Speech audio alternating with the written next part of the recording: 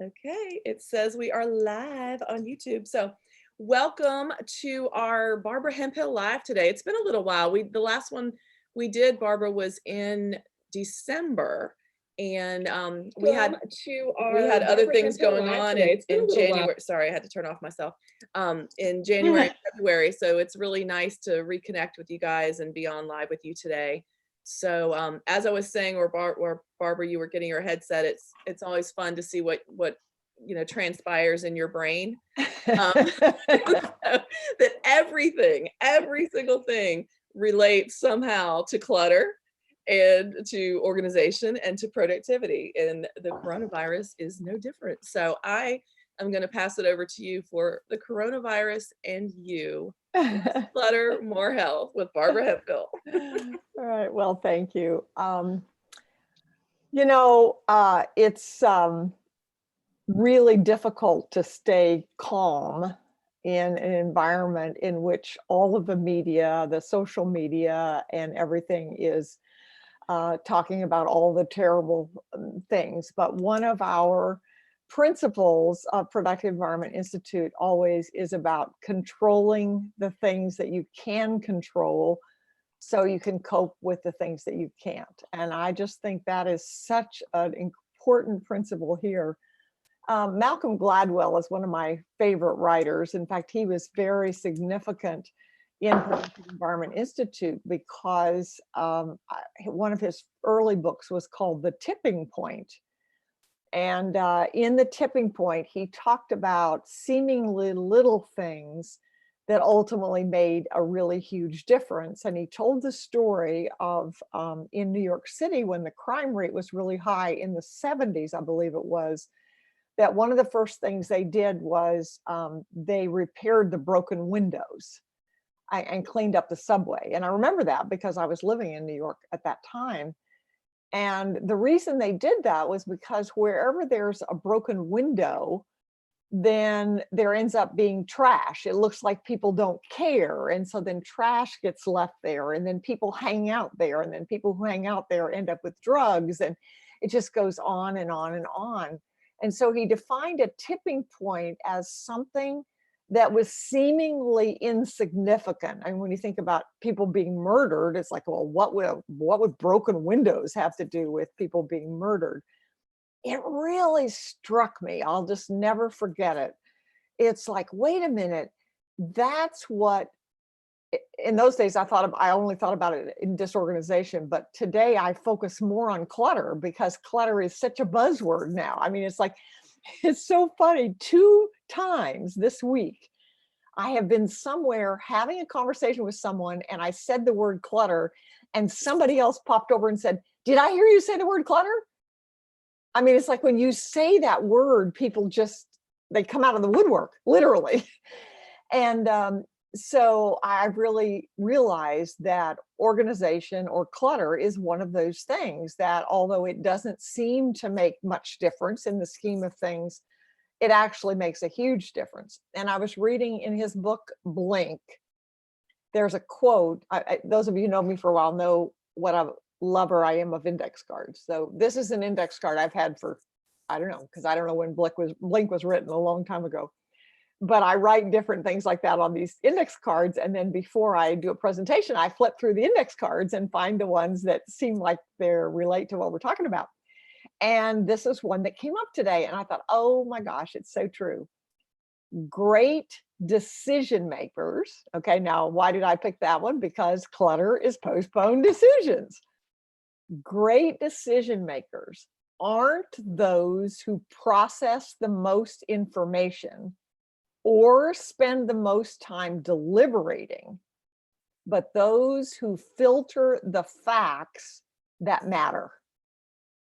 I thought, bingo, if that doesn't apply to the coronavirus, it's like, okay, there's so many things, and you can spend all of your time watching the news and reading articles and doing all kinds of things, but it's not going to make any difference except it's going to make you feel more panicky and whatever. So it's like, we don't need more information. We have all the information we need. And if you read the blog, just simple little things like one of the things I saw the statistic, I believe it was that 8 out of 9 people who get it, it's very mild. I mean, so we are led to believe that, oh my gosh, if you get diagnosed with the coronavirus, you're going to die. Well, that's simply not true.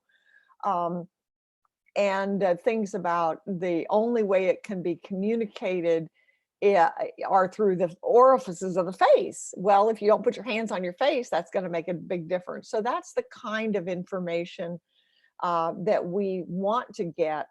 But then we want to focus on doing what we can so we can cope with what we can. And everyone's going to decide differently. Okay, so and I think we have to decide as we go along. You can't jump ahead. So I'll give you a good example. I'm scheduled to go to the NAPO conference early in April in Florida. I've already got my reservations and everything like that, but I don't have to make a decision to cancel the reservations until 48 hours before. So there's literally no reason for me to make that decision right now because I don't know what might happen between now and then. My inclination is I probably won't go, but I don't have to decide that right now. So we need to focus on what it is that we have to decide right at the moment, and then the other things later on. So I think we can use this as an opportunity. And this is true, if you think about it, many other times when we've been in some kind of a crisis, whether it's a weather crisis or something like that, what tends to happen is most people become less productive because they get scattered. And so they don't focus on what they can do. Well, there's a lot of things being canceled.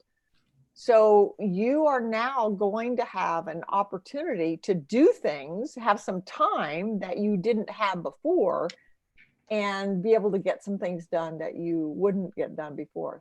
So I think it's a great time to ask a question. And one of the questions that I've been pondering myself lately, and I've been sharing it in some different places where I've been, is what do you want to be remembered for?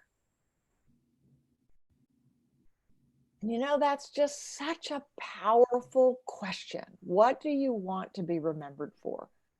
So maybe one of the things you do is if you have some extra time because a meeting was canceled or something like that, you can spend some time thinking about that. What is it that, and of course you think about that's also true because if it turns out you do get sick, it's like, okay, I want to control the things I can. What is it that I want to be remembered for? And then I think of, as you well know, I've talked about my faith a lot. And the question is, are we going to be driven by our faith or by our fear? And my favorite secular quote is, it'll all turn out in the end. If it doesn't, it isn't the end yet. And we may go through some difficult things. We all have. And yet we all know from experience that every time we go through difficult things and we come out on the other side, we learn from it. We gain strength that we would not have had if we hadn't gone through this. Every single one of you on this call, some of you I know specifically, have had or are currently having some very difficult challenges, difficult health challenges, difficult marriage challenges, things like that. And God does not waste anything, ever. So whatever it is that we are going through, we have the ability to learn from it, to know that we're not alone. One of our productive environment principles that we just live by all the time is together we are better. That's why we're here, to lift each other up, to help each other, to move forward. And the coronavirus is no different. So I think we can look at this as an opportunity to do some things and accomplish some things that we might not have accomplished otherwise. So I'm going to break right there. And Andrea, if anybody has any questions or if you have any comments, I know there are more things we can talk about, but those are just some initial thoughts that I had about it. Okay, great. Yeah, so guys, feel free to pop over a question or a comment. And if you're able to come on video, you are more than welcome to. Anyone that would like, we'd love to see your faces. If it says you're not allowed to or something, let me know, because then there may be something I need to click on this end to allow you. But okay, Barbara, I'm going to put you to the test. Oh dear. You said you always tell us the team of certified productive environment specialists at Productive Environment Institute that the productive environment process can be used for anything, any decision, any project, anything from, you know, organizing your CD collection. Well, is that even, I don't even know if people still have CDs, all the way up to planning your life, you know, your next move or your goals. So how would you use the productive environment process for people that are concerned about the coronavirus and how to plan for it, how to deal with it, how to live with it for right now? Okay, great question. I have to admit, I hadn't even thought about that, but we can. But I want to back up for just a second. You mentioned a CD collection. Mm-hmm. And the reason this triggered something in me is we've been doing at my church this class called Clear Your Clutter for Christ. And one of the issues that comes up is how many people do have collections. One of our participants had a VHS collection. And it's like, okay, she's not using VHS tapes before, but there's lots of emotion there. In fact, she even told the story kind of tearful because the VHS collection she had was the Walt Disney movies that her parents had given her. So it's like, okay, what do I do with that? So I suspect that while very few people are collecting CDs anymore, there are a whole lot of us, myself included, that have CDs that we've collected. My husband has over 500 instrumental bluegrass CDs. So that becomes a real issue. So, and that is a case of where you can use the process. And here's an interesting thing. When we started using that process as it related to those VHS tapes, one of the things that came up is one that comes up all the time is we don't do what we can do because we think of the things we can't do. And so then we get stuck. So one of the comments she made was, I don't even know if they work.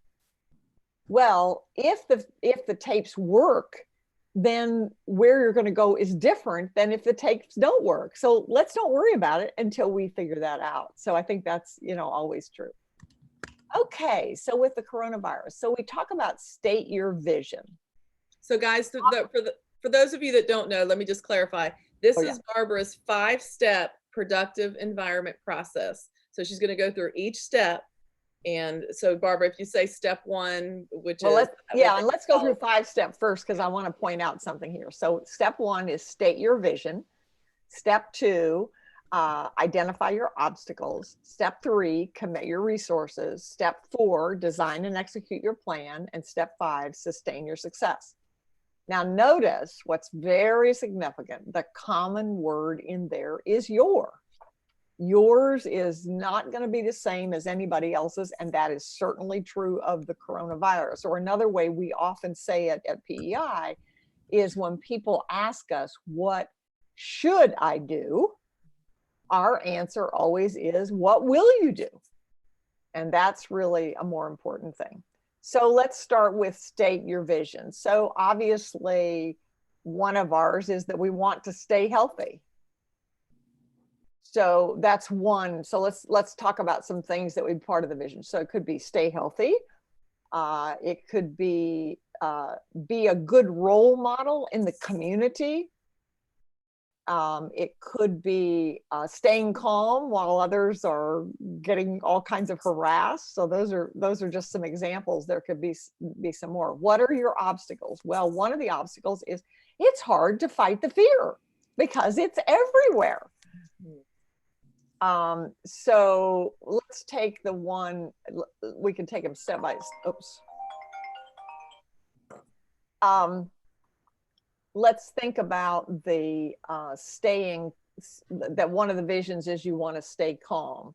So the obstacle is there's all kinds of conversations going around with everywhere you go and all of that. So what are your resources? Well, your resources are hanging out with people who are positive. Your resources are your faith. I mean, I look up to the Bible, you know, I mean, I literally look to the Bible and say, okay, what does God say about fear and about the fact that he's always with me and just be reassuring myself. And then design and execute your plan, it's like, well, maybe one idea, for example, would be to start every day reading something positive. And then maybe even doing that, setting your timer so that you did it a couple of times a day, so that when you started to get panicky, it would remind you to go back. Another one is, all right, to stay healthy. Well, what are the things you can do to stay healthy? Well, everybody agrees you need to wash your hands more often.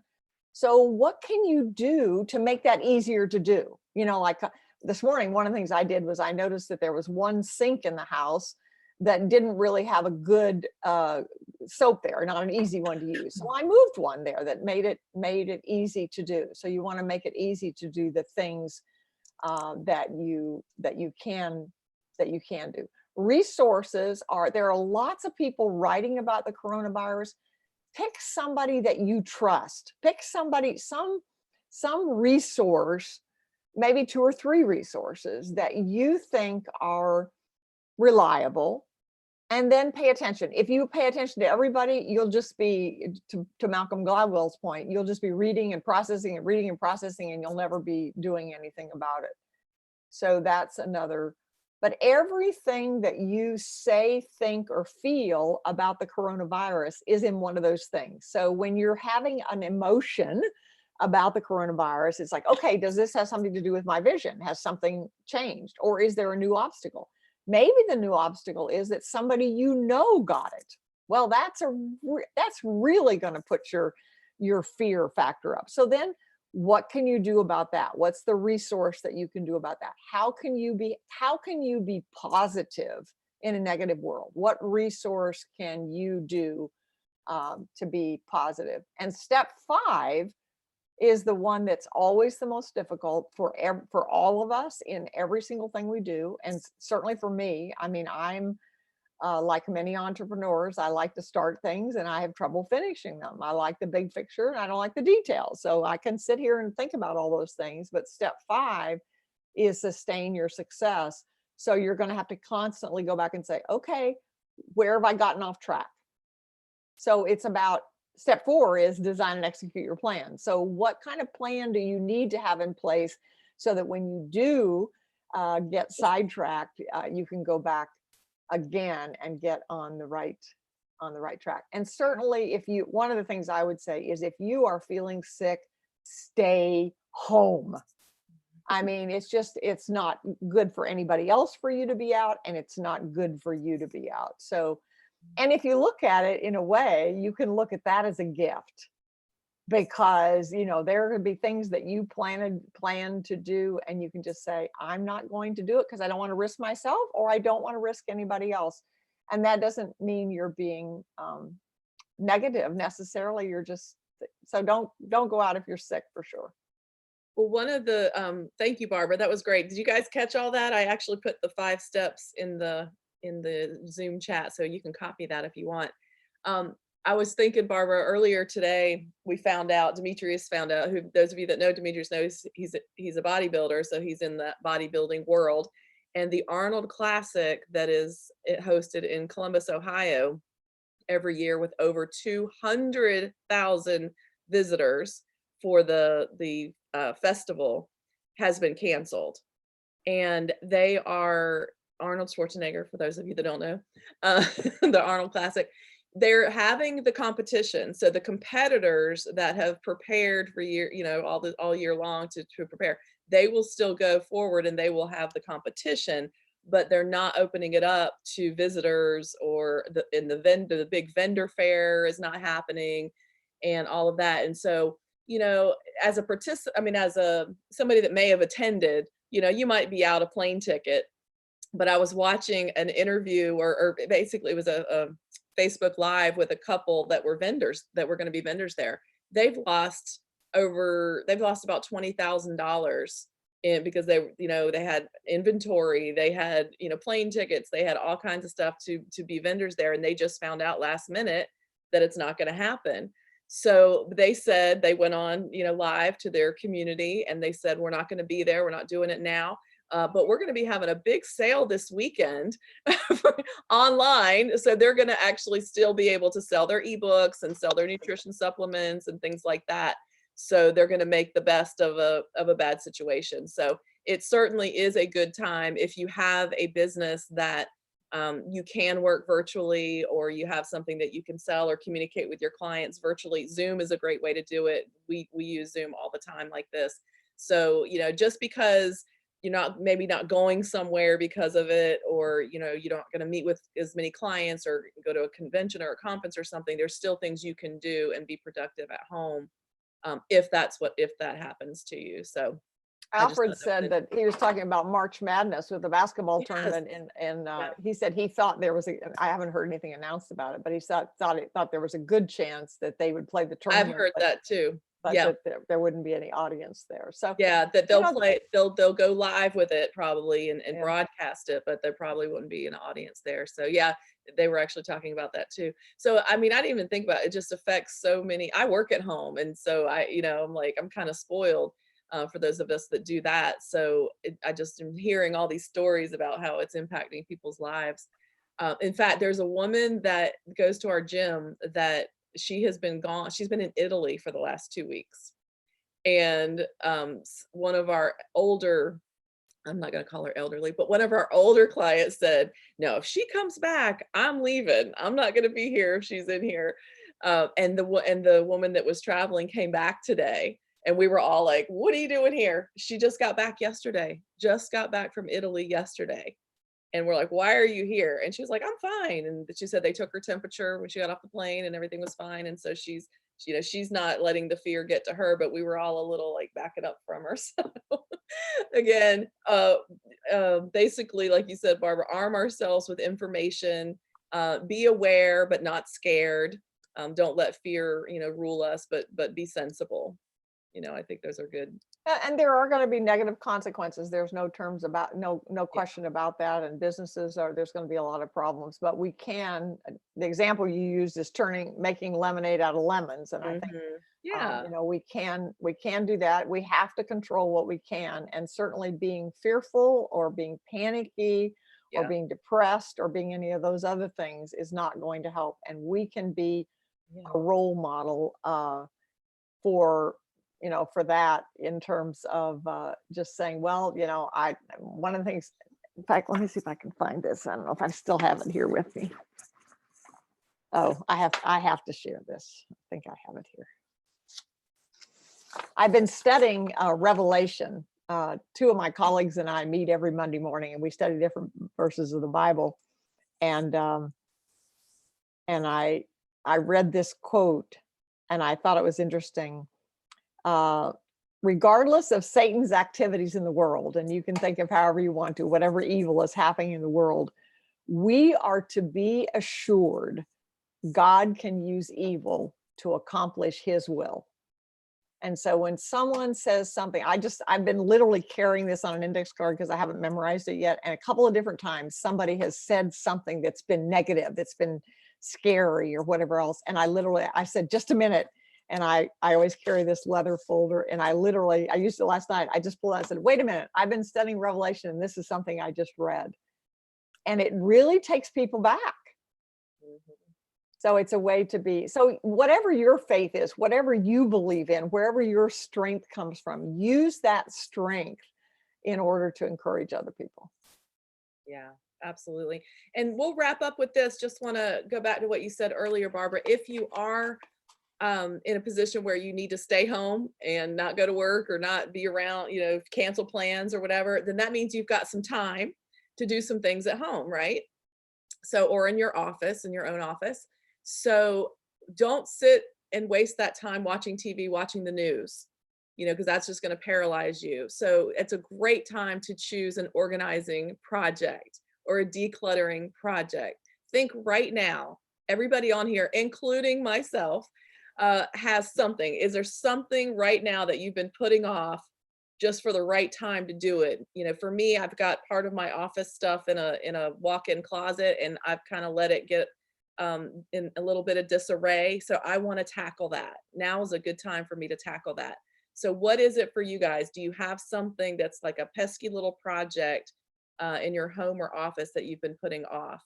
Mine is taxes, organizing my taxes to go to the accountant. There you go. There, and everybody. that one right now. Yeah. So taxes, decluttering a junk drawer in your kitchen or wherever. So if you Good want, for you guys. Good for you. thank you, Jan. Yes, we are trying to be on track with that. So one more thing, I do want to let you guys know about something. Speaking of decluttering project, Barbara is doing something super fun. Barbara, you mentioned it earlier. You said you've been doing this at your church, Clear Your Clutter for Christ. It's a physical on-site workshop that Barbara's been doing, and it has been fantastic. And so she's actually going to be offering it virtually. So I want to tell you guys a little bit about that. Barbara, you want to tell them, and I'll pull up the site so they can see Okay. it. Oh, I'd love to. I am so excited about it. Some of you who've known me for a long time have heard me in the past talk about the productivity days that we do in companies where groups of people are organizing things together and how they always are so successful, and I've always loved them. And it's been my favorite thing to do. Well, now I found something that's equally as fun, maybe even more so. Because when you think about it, the premise that we operate under at Productive Environment Institute is clutter is postponed decisions. That's just a fact. I mean, nobody's going to argue with that. That's a fact. What prevents us from making those decisions is emotional in virtually every case, or it's time. And it's usually both, because it's our emotion that makes us think we don't have time. Usually those projects, I mean, I know that organizing my tax records isn't going to take as long as I always think it does, because I hate doing it. And so I always, procrastinate about it. So this is a virtual mastermind, and we've only had, one I've been doing at church has been live. We've only had 4 of the 5 sessions. And the amount that has been accomplished by every participant has completely exceeded my expectations, just completely exceeded it. And I began to realize why it was so powerful. Number one, time is very precious for all of us.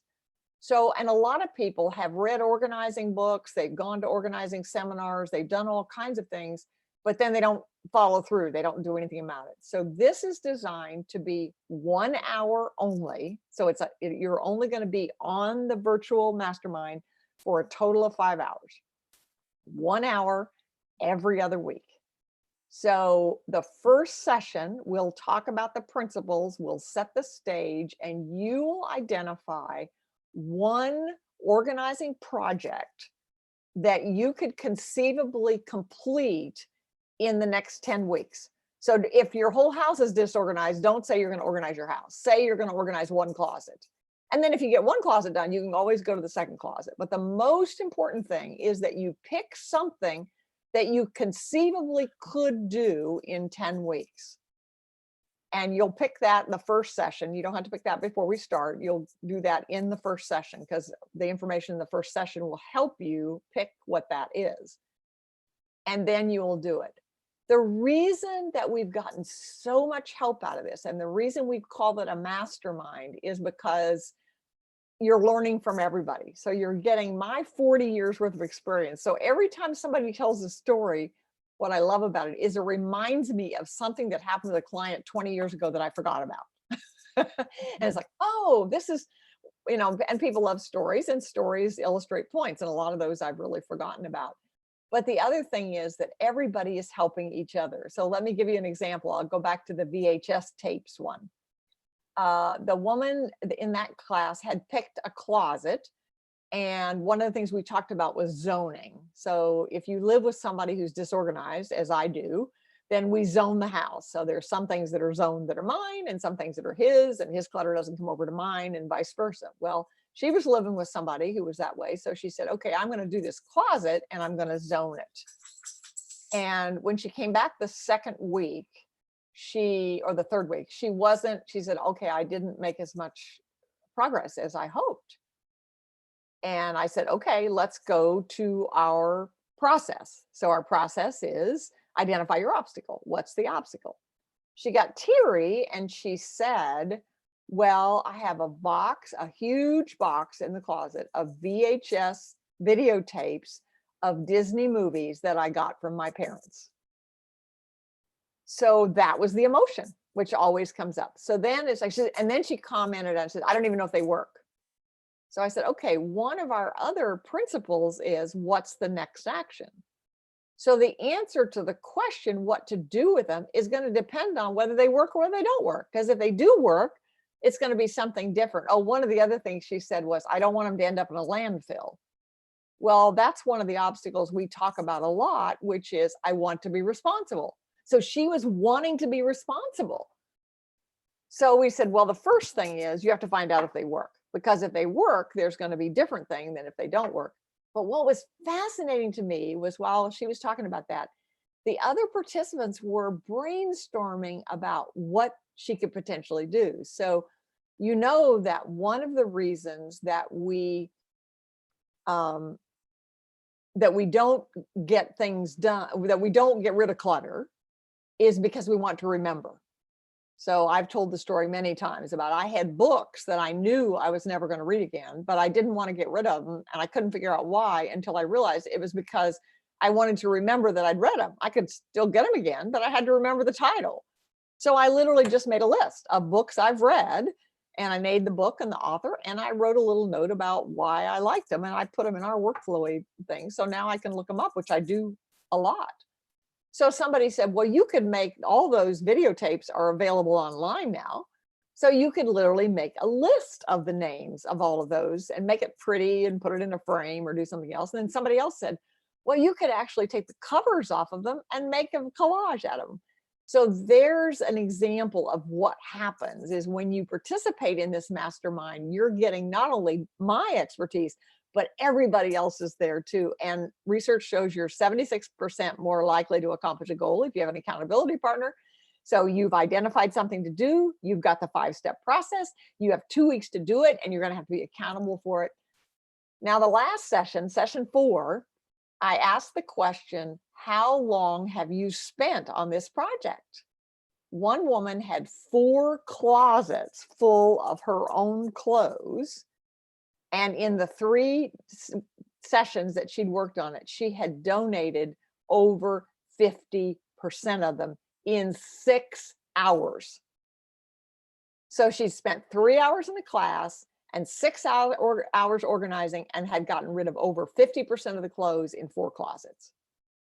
So the reason that I think this is valuable is because instead of giving you lots of content that you have to read and listen to and participate in whatever, you're going to jump on a call, you're going to be there a short period of time, you're going to have a goal, then you're going to go back and do it, you're going to have accountability, and you're going to get all of us to help you brainstorm it. So I'm extremely excited about it because I think it will, I know from experience that it will get rid of that fear of it taking too much time, but you will know what to do. And we'll use the 5-step process. And you may be able, one woman was working on her email. She had 127,000 emails in her inbox when she started. And when she came to the last session, she had it down to, I think, 37 or something like that. So one of the other things that's interesting is that everybody is working on a different project. So while you're working on your project, you're hearing about what other people are doing with projects you probably need to do. Everybody admitted they all needed to do their email. So while they weren't working on their email there, they were hearing about how they could work on it. So we all learn it's a classic case of together we're better. So I am so excited, and I hope you'll consider joining me. Awesome. Thank you, Barbara. So that's going to be fun. I sent you guys the link. And if you're watching on YouTube, I'll put the link in the description box below. So that's going to be a wrap for today. So thank you guys so much for joining us, and take those tips to heart and do your productive environment process for how you can stay healthy and calm during this crisis. All right. Thanks, Barbara. All right, be safe, everybody. Bye-bye. Bye, everybody. This was great. All right. Thank you, Jan. Bye. Bye. Bye-bye.